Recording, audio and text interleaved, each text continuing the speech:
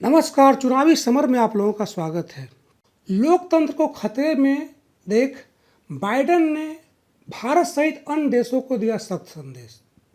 जी हां, अमेरिका के राष्ट्रपति जो बाइडेन ने फिर से दोहराया है कि अमेरिका सहित पूरी दुनिया में लोकतंत्र पर खतरा है। दरअसल बाइडेन आर्लिंगटन में युद्ध में मारे गए अमेरिकी लोगों को याद में हुए कार्यक्रम में विचार व्यक्त कर रहे थे।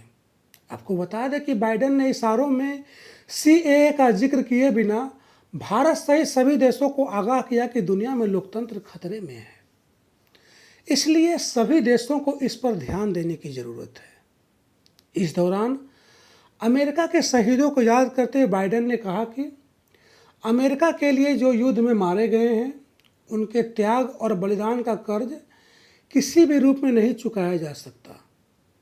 उन्होंने कहा कि हम अपने शहीदों को किस तरह से याद रखते हैं, इसी पर निर्भर होगा कि भविष्य में लोकतंत्र सुरक्षित हम रख पाते हैं या नहीं। बाइडेन ने कहा कि सहानुभूति लोकतंत्र की ताकत है, इसलिए हमें एक दूसरे को दुश्मन या पड़ोसी की तरह नहीं देखना चाहिए, बल्कि सहानुभूति के साथ देखना चाहिए। उन्होंने कहा कि जब हम असहमत होते हैं तो हमें समझना होगा कि दूसरा किस स्थिति से गुजर रहा है।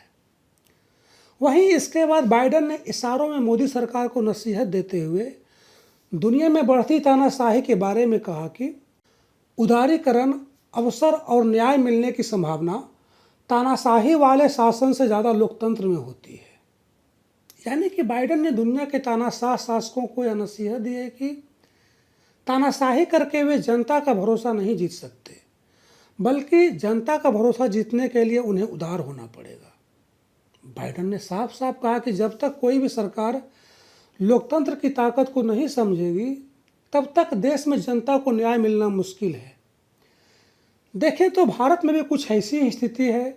यहाँ मोदी सरकार के द्वारा बनाए गए कुछ कानूनों के खिलाफ जनता लगातार सड़कों पर उतरकर प्रदर्शन करते हुए नजर आ रही है, लेकिन मोदी सरकार उन कानूनों को वापस लेने के लिए तैयार नहीं हुई, जिसका खामियाजा यह हुआ कि दुनिया को ऐसा महसूस होने लगा कि भारत में लोकतंत्र खतरे में है और यहाँ के लोगों को धार्मिक आज़ादी नहीं है।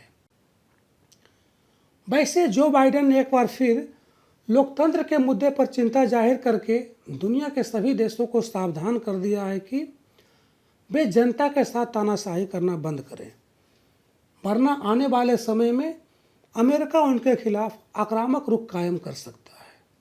धन्यवाद।